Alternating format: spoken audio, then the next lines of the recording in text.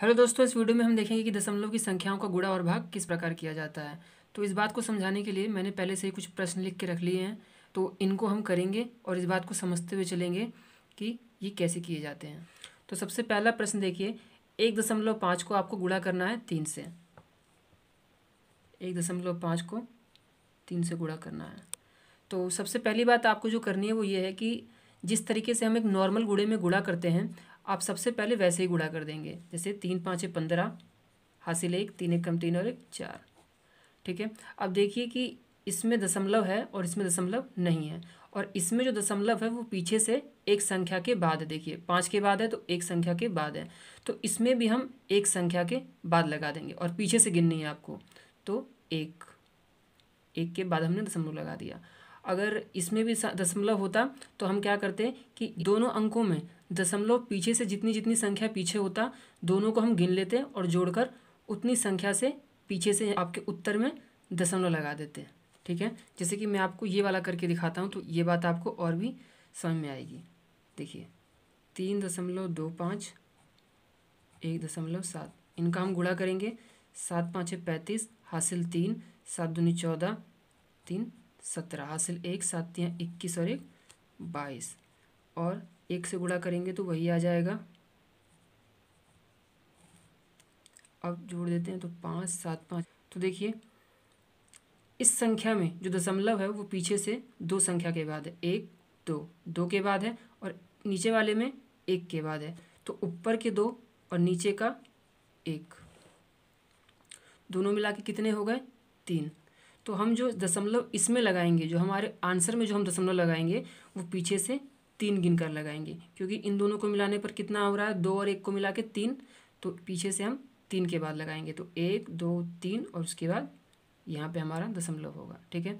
तो मैं आशा करता हूँ कि ये बात आपको अच्छे से समझ में आई होगी। तो चलिए अब आगे हम भाग देख लेते हैं। तो सबसे पहले जो पहले वाली संख्या है उसे हम भाग के अंदर रख लेंगे और बाद वाली संख्या को बाहर, और अब भाग कर देंगे।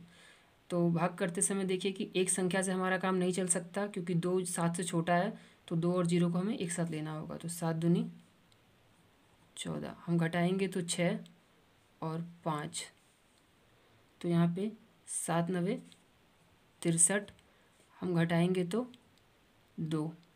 अब इसके बाद देखिए कि हमें 1 उतारना होगा,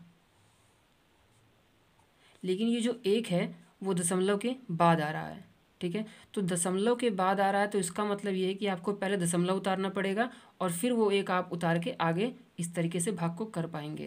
तो देखिए 7 दूनी 14 हमने किया, फिर यहाँ से 5 को उतारा तो 7 9 63।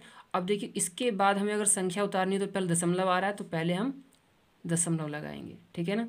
तो 7 3 21, ये आपका कट गया, और 7, तो 7 1 कम 7, तो ये भी कट गया। तो आपका उत्तर कितना आया यहाँ पे 29.31।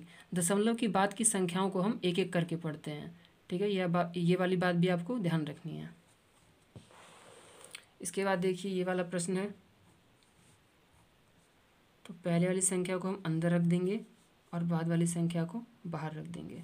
तो देखिए एक संख्या से हमारा काम नहीं चल सकता, तो हमें यहाँ पे दोनों ही संख्या एक साथ लेनी होंगी। तो 35, तो आपको ऐसा पहाड़ा पढ़ना है कि या तो 35 आ जाए या फिर 35 से कम। तो 7 5 35 होता है, लेकिन आप यहाँ पे एक बात ध्यान दीजिए कि ये जो दशमलव है वो बीच में आ रहा है।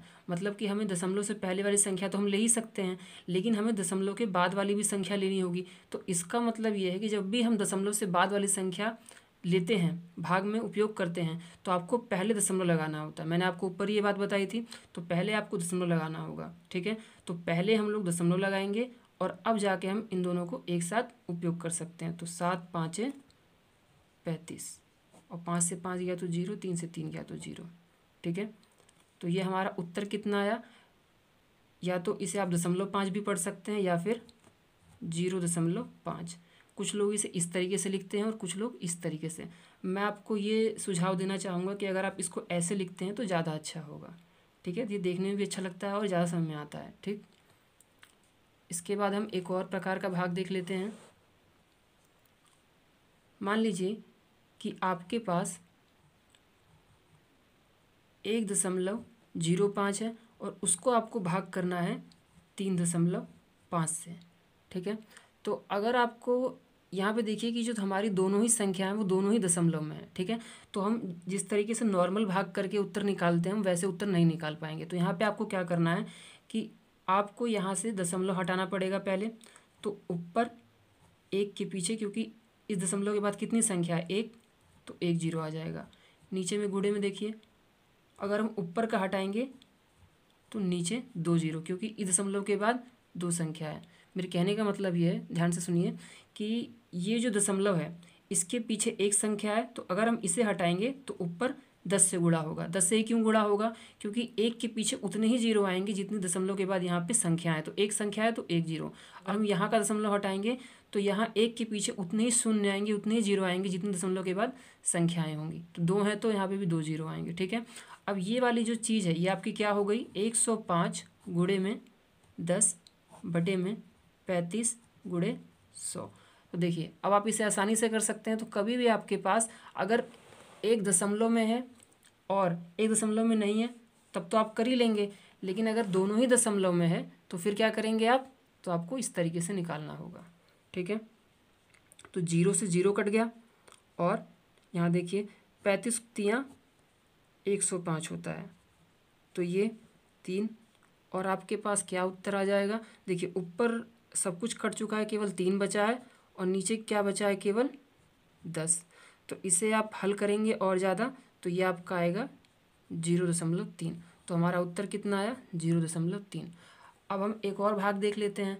मान लीजिए कि जिस संख्या को आपको भाग करना है वो दशमलव में ना हो और जिस संख्या से आप भाग कर रहे हैं वो दशमलव में हो। जैसे कि मान लीजिए हम 42 को भाग करना चाह रहे हैं 0.7 से, तो हम कैसे भाग करेंगे, तो इसमें भी आप वही काम करेंगे, आपको दशमलव हटा देना है पहले।